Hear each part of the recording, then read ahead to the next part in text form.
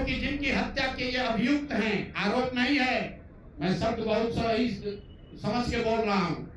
7 लोगों की हत्या के अभियुक्त राकेश कुमार उर्फ सम्राट कुमार मौर्य उर्फ सम्राट चौधरी, तारापुर केस नंबर 44/1995 यहाँ के मुख्यमंत्री से और बिहार के माननीय राज्यपाल से ये अनुरोध कर रहा हूं कि हत्या का आरोपी, हत्या का अभियुक्त सम्राट चौधरी राकेश कुमार उर्फ सम्राट चौधरी उर्फ सम्राट कुमार मौर्य आज संवैधानिक पद पर बैठे हुए हैं।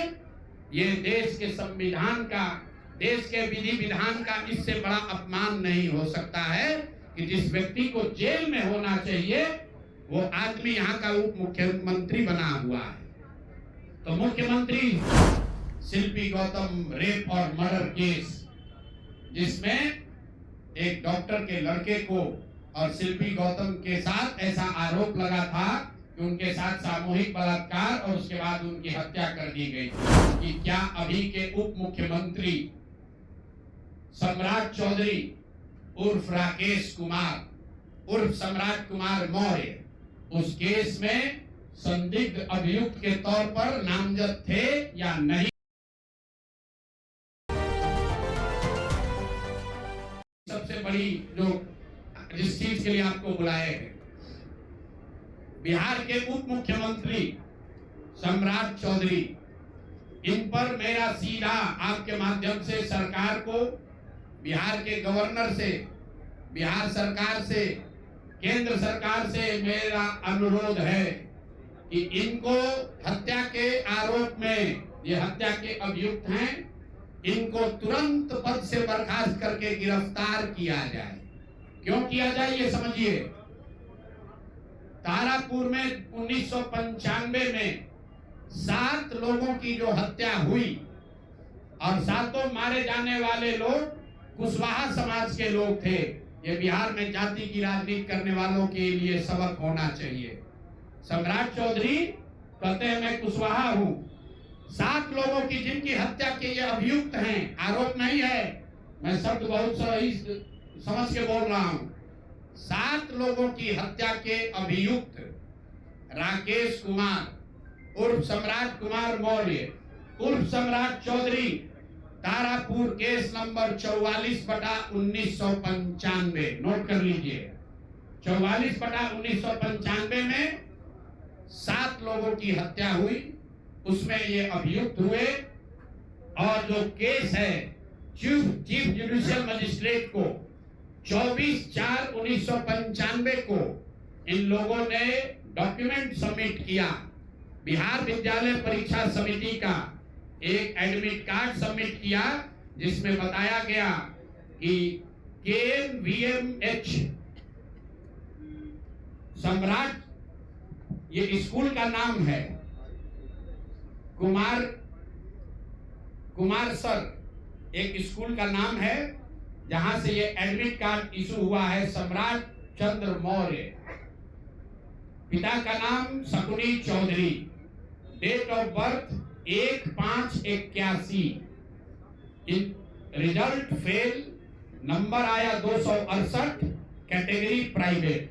ये सुप्रीम कोर्ट का डॉक्यूमेंट है जो सम्राट चौधरी ने जमा किया है, जिसमें ये बताया है इनका डेट ऑफ बर्थ 81 है, उसके हिसाब से 95 में चीफ जुडिशियल मजिस्ट्रेट ने नाबालिग होने के नाम पर इनको वहां से राहत दी।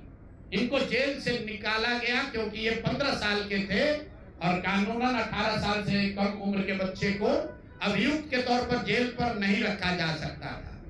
अब ये बात तो पब्लिक की जानकारी में है। अब मैं क्यों कह रहा हूं कि इनको आज अरेस्ट करना चाहिए, क्योंकि 2020 का जो सम्राट चौधरी ने अपना इलेक्शन एफिडेविट दिया है, इसमें अपना उम्र इन्होंने बताया है 51 साल।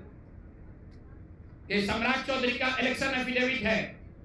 इन्होंने अपना उम्र बताया 2020 में 51 साल। इसका मतलब है कि 2020 माइनस 26, तो 1995 में इनका उम्र था 25 साल। 26 साल। तो 26 साल के उम्र के आदमी को कोर्ट ने गलती से गलत सर्टिफिकेट के आधार पर नाबालिग होने के नाम पर अभियुक्त होने के बावजूद, ध्यान दीजिए, अभियुक्त होने के बावजूद इनको जेल से बरी कर दिया गया था कि ये 15 साल के हैं, जबकि इनका अपना डॉक्यूमेंट बता रहा है कि उस समय 26 साल के थे। तो 26 साल के उम्र के आदमी पर अगर 6 लोगों की हत्या का आरोप है तो जब तक कोर्ट से वो फ्री नहीं होते हैं तब तक उनको जेल में होना चाहिए। और ये आदमी यहाँ का उप मुख्यमंत्री बनकर बैठा हुआ है। तो मैं यहाँ के मुख्यमंत्री से और बिहार के माननीय राज्यपाल से ये अनुरोध कर रहा हूँ कि हत्या का आरोपी, हत्या का अभियुक्त सम्राट चौधरी, राकेश कुमार उर्फ सम्राट चौधरी उर्फ सम्राट कुमार मौर्य आज संवैधानिक पद पर बैठे हुए हैं। ये देश के संविधान का, देश के विधि विधान का इससे बड़ा अपमान नहीं हो सकता है कि जिस व्यक्ति को जेल में होना चाहिए वो आदमी यहाँ का उप मुख्यमंत्री बना हुआ है। तो मुख्यमंत्री नीतीश कुमार सीधे इस पर कार्रवाई करें, नहीं करेंगे तो कल परसों में हम लोग राज्यपाल के पास डेलीगेशन लेकर जाएंगे, सिर्फ बर्खास्तगी के लिए नहीं, सम्राट चौधरी के गिरफ्तारी के लिए। पूरा समझिए, मैं कैमरे पर कह रहा हूं, सम्राट चौधरी हत्या के अभियुक्त है, जेल से फर्जी डॉक्यूमेंट निकाल कर बाहर निकले हैं। या तो इनको बर्खास्त करके गिरफ्तार कीजिए और नहीं तो देश में जितने लोग हत्या किए हैं उनको भी जेल से छोड़ दीजिए। ये हालात है, ये डॉक्यूमेंट है आपके सामने। ये सम्राट चौधरी का इलेक्शन एफिडेविट है जिसमें 2020 में उन्होंने अपने आप को 51 साल का बताया है। उसके मुताबिक 1995 में वो 26 साल के थे और कोर्ट में इस आधार पर इनको बरी किया गया है कि ये 15 साल के बालक हैं। तो ये बता दें कि ये हत्या के आरोपी हैं, इन्होंने जो सर्टिफिकेट दिया है वो ठीक है कि नहीं है। बाकी ये भाई साहब जो घोटाला किए हैं अपने डिग्री उग्री में, तो बहुत छोटी बात है। आज की प्रेस कॉन्फ्रेंस सीधी मांग कर रहा, हम लोग मांग कर रहे हैं, सम्राट चौधरी को हत्या के अभियुक्त हैं, 6 हत्या के अभियुक्त हैं, उनको गिरफ्तार कीजिए और नहीं तो बिहार में जितने लोग पर अभियुक्त जिनको बनाया गया उनको सबको छोड़िए। इस देश में अलग अलग कानून नहीं हो सकता है। और ये गृह मंत्री के साथ घूम रहे हैं। मोदी जी को हम लोग कल पत्र लिखेंगे कि आपके पार्टी का नेता, जितने लोग भाजपा के समर्थक हैं, भाजपा के जितने लोग नेता हैं, कार्यकर्ता हैं, वोटर हैं, आपके जरिए से सबको बता रहा हूं, मेरे भाई एक बार अपने दिल पर हाथ रखकर सोचो, जिस व्यक्ति पर 6 लोगों की हत्या का आरोप है, जो व्यक्ति 6 लोगों की हत्या का अभियुक्त है, उसको तुम अपना नेता बनाकर बिहार का उप मुख्यमंत्री बनाए हो और तुम अपराध की बात करते हो, तुम जंगल राज की बात करते हो। तो सम्राट चौधरी को अभी के अभी पद से इस्तीफा देकर पुलिस को अरेस्ट करना चाहिए और अगर पुलिस अरेस्ट नहीं करती है तो हम लोग कोर्ट में मूव करेंगे, कोर्ट के संज्ञान में बात को लाएंगे कि साहब ये बताइए कि कैसे आपने इनको बेल दिया है, कैसे इनको आप समाज में बाहर रहने की अनुमति दे रहे हैं।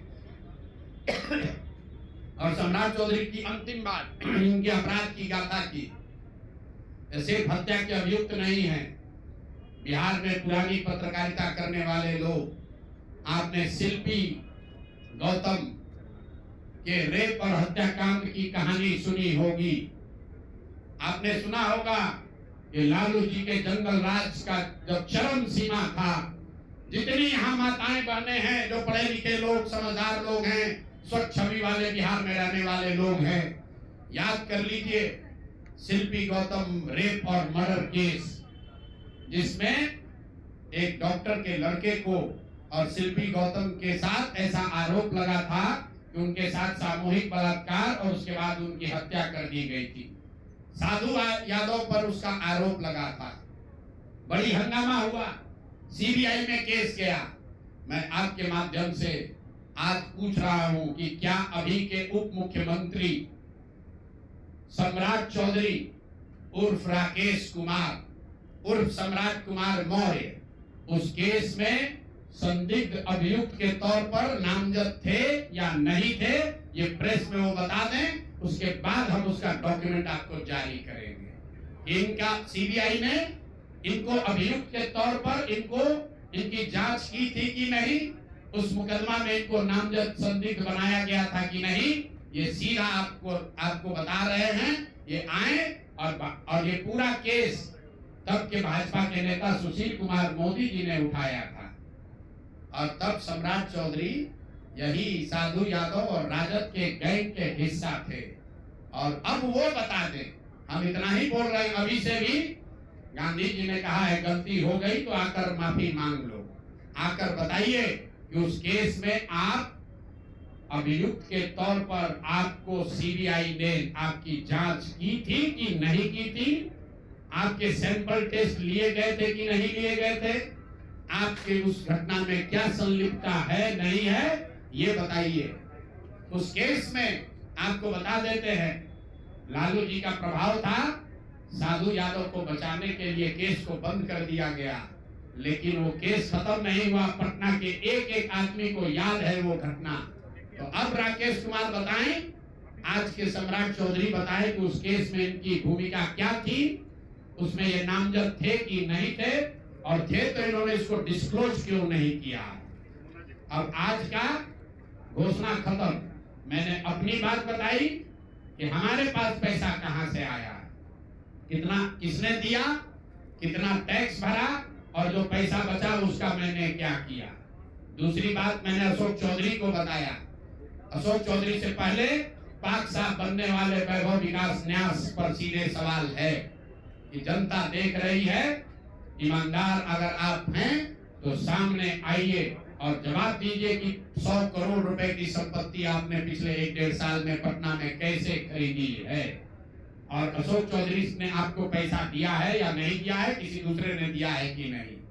तीसरी बात मैंने कही कि अशोक चौधरी पर 200 करोड़ का हमने बताया है, 200 करोड़ का बेनामी संपत्ति खरीदने का आरोप लगाया है।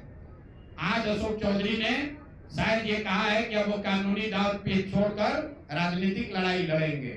इससे बात नहीं बनेगी। कानून का मदद लेकर जनता के आंख में धूल झोंकने का जो कोशिश किए हो अशोक चौधरी, या तो मानहानि का नोटिस आधिकारिक तौर पर वापस लीजिए, नहीं तो 7 दिन के अंदर आप पर 500 करोड़ की जो और बेनामी संपत्ति का कागज मेरे पास है, उसको भी बिहार की जनता के सामने जारी करेंगे।